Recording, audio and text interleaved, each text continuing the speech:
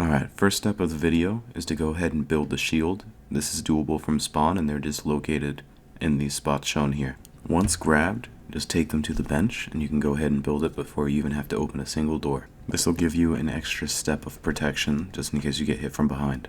Next step is doable once you reach the street. There's just a hidden key card right next to the fire next to the building. This isn't immediate that you don't need to do this as soon as you get out of here. But once you have enough money to open up the shop, I recommend using the key card on the door upstairs. You can do this step after some of the later steps, but it's just up to you because it's not that major of a step.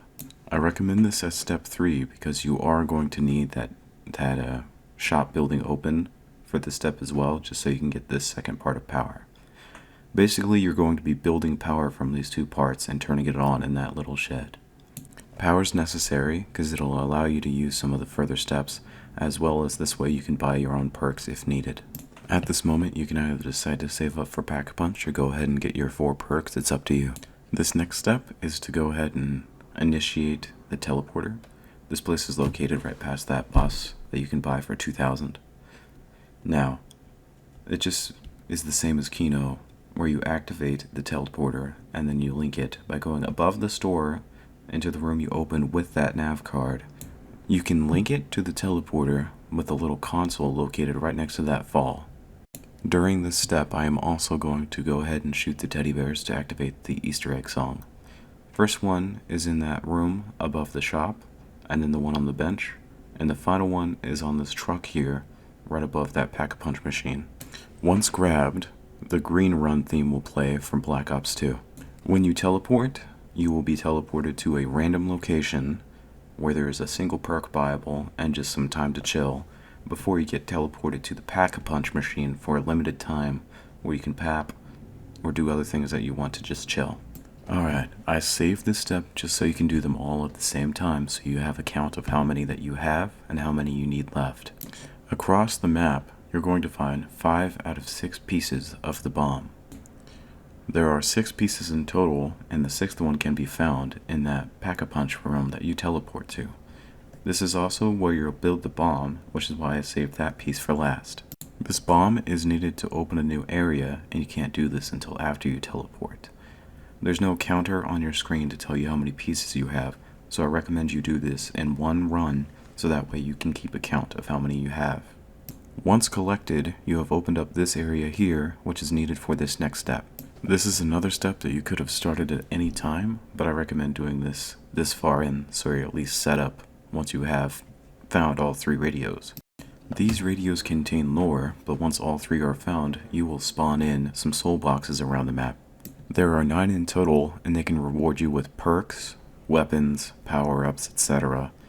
There's one at Jug, one in the power room, one at Stamina, one right outside of power room, one in the center of the street, one in the bus depot, 2 in the store, and 1 in that area that we opened.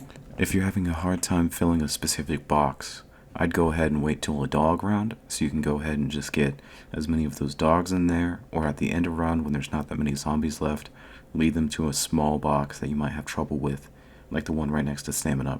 This is the end of the casual side of the Easter eggs before we get to that final section.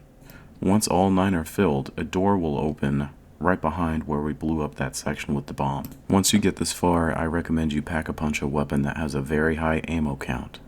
In this new room, after some dialogue, you might be asked to link the mainframe. Once this starts, your screen will change colors, and an infinite amount of zombie dogs will spawn. I recommend just standing in this room and shooting at the door until you kill enough dogs for time to pass. Since it's based off time, it's fine to just stand in this section right here and wait. After enough time passes, one of the consoles on your right will be asked to be interacted with. Repeat this for all 3 consoles until they all have been interacted with.